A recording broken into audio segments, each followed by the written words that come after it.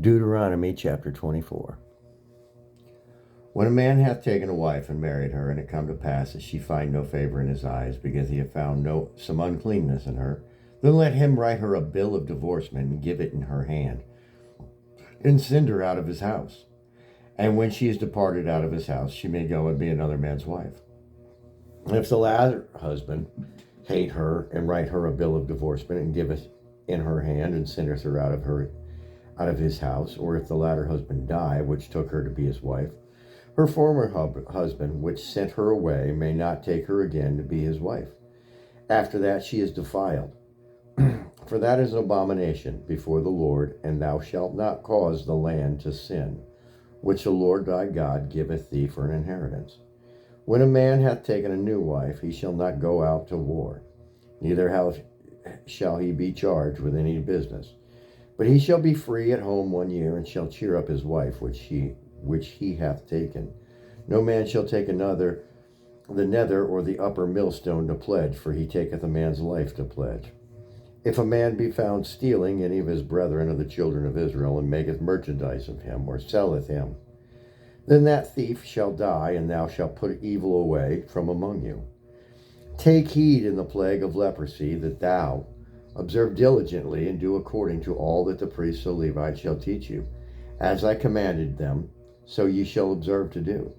Remember what the Lord thy God did unto Miriam by the way, after that ye come forth out of Egypt, when thou dost lend thy brother anything. Thou shalt not go into his house to fetch his pledge.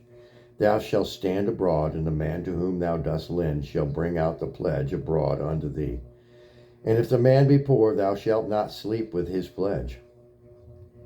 If any case thou shalt deliver him the pledge again when the sun goeth down, that he may sleep in his own raiment, and bless thee, and it shall be righteousness unto thee before the Lord thy God. Thou shalt not oppress a hired servant that is poor and needy, whether he be of thy brethren or of thy strangers that are in thy land within thy gates. At his day thou shalt give him his hire, neither shall the sun go down upon it, for he is poor, and setteth his heart upon it, lest he cry against the Lord, and it be sin unto thee. The fathers shall not be put to death for the children, neither shall the children be put to death for the fathers. Every man shall be put to death for his own sin. Thou shalt not pervert the judgment, the judgment of the stranger, nor of the fatherless, nor take a widow's raiment to pledge. But thou shalt remember that thou wast a bondman in Egypt, and the Lord thy God redeemed thee thence. Therefore I command thee to do this thing. When thou cuttest down thine harvest in thy field, and hast forgot a sheaf in the field, thou shalt not go again to fetch it. It shall be for the stranger, for the fatherless, and for the widow, that the Lord thy God may bless thee in all the works of thine hand. When thou beatest thine olive oil, thou shalt not go over the boughs again. It shall be for the stranger, for the fatherless, and for the widow.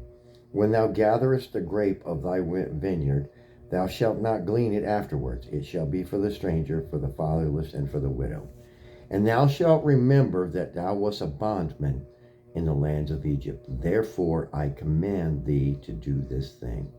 Amen. That was Deuteronomy chapter 24.